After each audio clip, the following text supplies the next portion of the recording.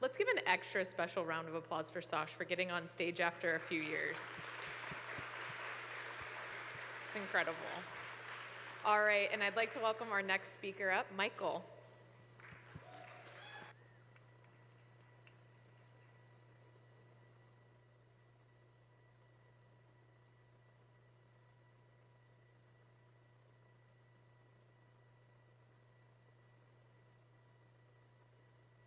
Got it. I hope I didn't just lose myself like 20 seconds.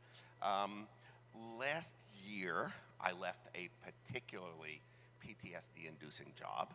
And like many people in that situation, I lost my 20 seconds. I decided to go and spend my time working in a wood shop.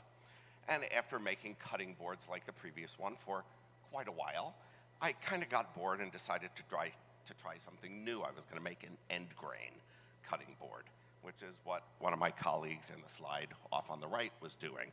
That's where you take the wood and slice it a second time and turn the pieces on the edge so the end of the wood is what's sticking up.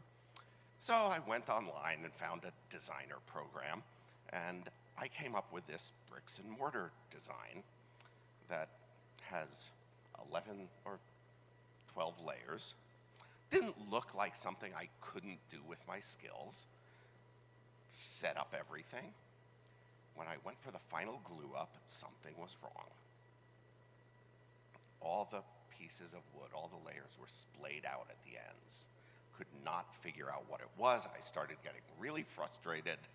Fortunately, the woodshop manager is somewhat calmer than me, also an ex-tech guy, came over, made me realize really quickly I have to either finish this or throw it away. So we finished it, and it came out weird. It was bulged in the middle. And we did a little bit of what any good tech people would do, and we did a post-mortem, correction of errors, and realized that every single one of those pieces of wood had a cross-section that looked approximately like this, where it bulged by about 2/100ths of an inch in the middle, which in the normal scale of woodworking would not be a big deal. But I had 22 layers, and some of you know about stacking tolerances, and that led to about 1/2 inch of bulge across this board. And that is not a Photoshop. The wood actually curves. I have the actual object here.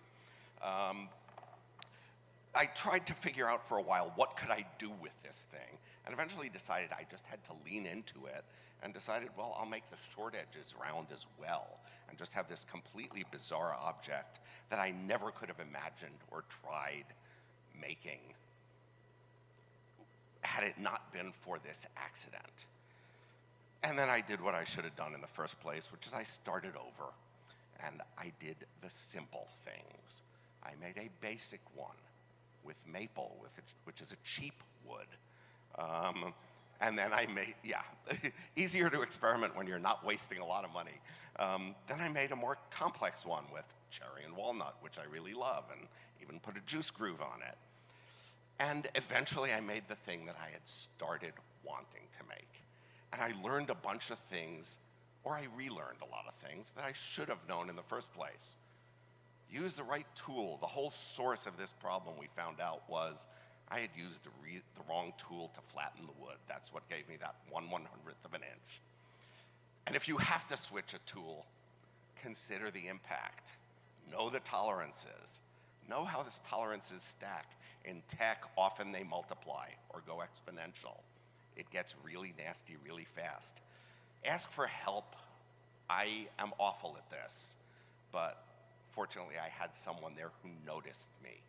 Remember, this is the universal DevOps signal. Use it. Do something when an event is going on. Don't just sit there, because you can figure it out later. Just solve the immediate problem. But then again, start simple. Be willing to try again. And consider, was this really wrong? It came out pretty cool. But the big takeaway is that our knowledge applies everywhere. we tend to compartmentalize things. This stuff that I know in my tech job just sort of never really translated into the woodshop. And there are probably other things all over my life and all over your lives that you're compartmentalizing into, this is a piece of my tech knowledge, it doesn't apply over here, or whatever. Don't do that. Our lives are richer when you don't.